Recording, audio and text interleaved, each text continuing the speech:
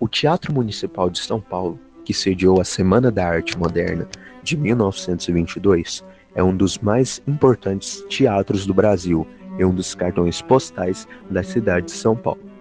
Localizado no centro da cidade, na Praça Ramos de Azevedo, foi inaugurado em 1911 para atender ao desejo da elite paulista da época, que queria que a cidade estivesse à altura dos grandes centros culturais, inspirado na Ópera de Paris, que possui estilo arquitetônico semelhante a esse. O edifício faz parte do patrimônio histórico do estado desde 1981, quando foi tombado pelo Conde Fed.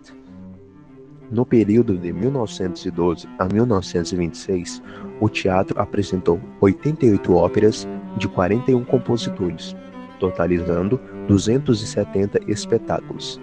Mas o fato mais marcante do teatro no período, e talvez em toda a sua existência, foi um evento que assustaria e indignaria grande parte dos paulistanos na época, o mesmo evento tratado nesse trabalho, a Semana da Arte Moderna de 1922.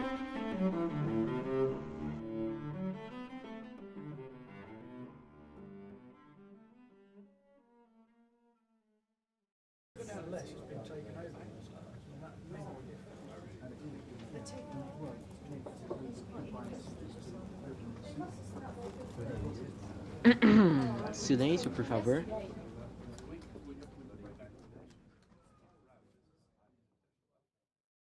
Expressionismo foi um movimento vanguardista europeu que exaltou os valores subjetivos e a expressão emocional do ser humano. Teve como principal característica a deformação visual e as cores resplandecentes. O pintor se recusa a pintar segundo a técnica e se foca nas exigências de sua sensibilidade. Nessa obra, O Grito, de Edvard Munch, observa-se o azul e o laranja brilhante, evidenciando a quebra dos padrões técnicos, ressaltando assim a subjetividade e a sensibilidade do pintor, deixando explícito o sentimento de angústia, solidão e tristeza que é característico desta obra.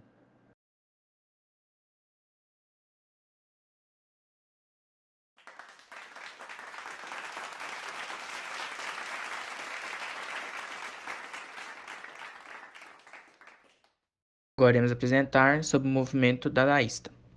O dadaísmo foi um movimento artístico da chamada vanguarda artística moderna iniciada em Zurique, em 1916.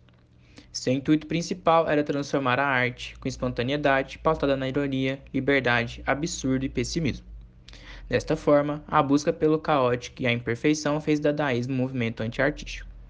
Todas suas obras tinham como propósito o ato de destruir a arte, assim como A Fonte, de Marcel Duchamp, em 1917, que podemos ver aqui ao lado, que mostra em suas características a total liberdade e desconstrução do ideal.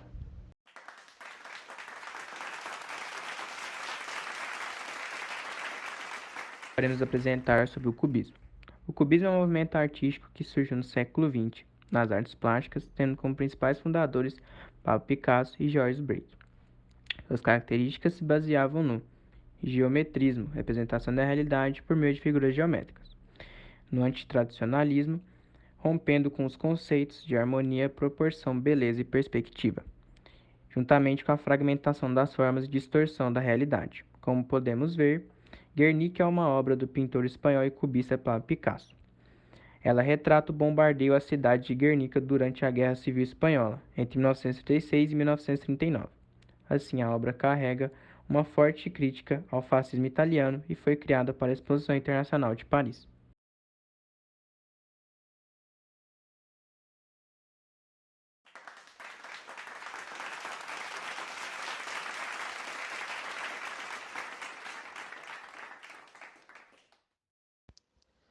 Bom, eu vou falar sobre o futurismo, que foi uma vanguarda europeia que teve como objetivo rejeitar totalmente o passado e o moralismo, sugerindo o repúdio contra os movimentos anteriores, assim como também a destruição de museus realizando a higienização do mundo.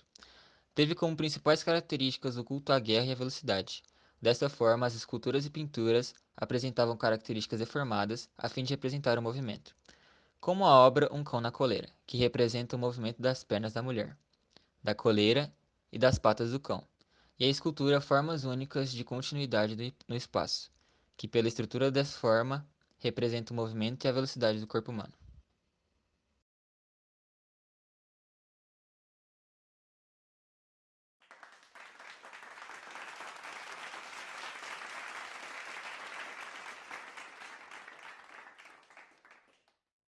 O surrealismo foi uma das vanguardas artísticas europeias que surgiu em Paris no início do século XX.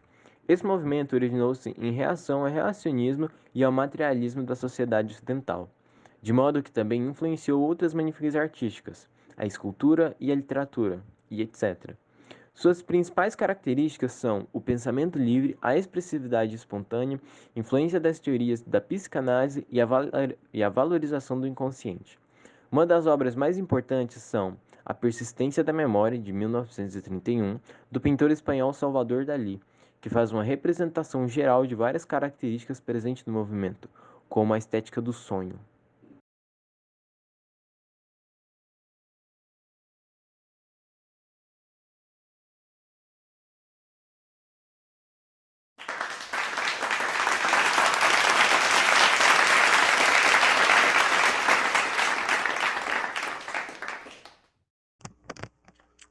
Agora eu vou falar sobre o evento marcante de Anita Malfatti.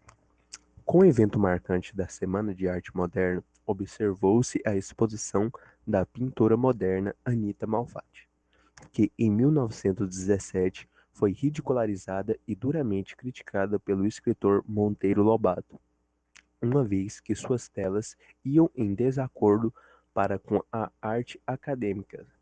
As obras de Anita tinham traços grosseiros, iam contra o naturalismo e tinham uma interpretação subjetiva da realidade, o que fez com que a maioria de suas obras compradas fossem devolvidas no dia seguinte. Dessa forma, Malfatti teve sua carreira impulsionada com a Semana da Arte Moderna, com a exposição de 12 telas, das quais quebraram o mito de que ela teria se desviado da arte. Um exemplo das obras de Anita Malfatti é O Homem Amarelo. A mesma obra fez com que Monteiro Lobato, que a criticasse em 1917 e em seguida, em 1922, fizesse com que ela ganhasse reconhecimento novamente. Observou-se também, no período da Semana de Arte Moderna, a publicação de um artigo por Oswald de Andrade, intitulando Mário de Andrade, Meu Poeta Futurista, causando assim a revolta de Mário e seus seguidores, não aceitando a designação de futurista para ele. Uma vez que a palavra futurista passa a ser utilizada de forma indiscriminada para toda e qualquer manifestação modernista, em modo geral, pejorativamente. Apesar disso, Oswald, na verdade, se referia ao movimento vanguardista do futurismo.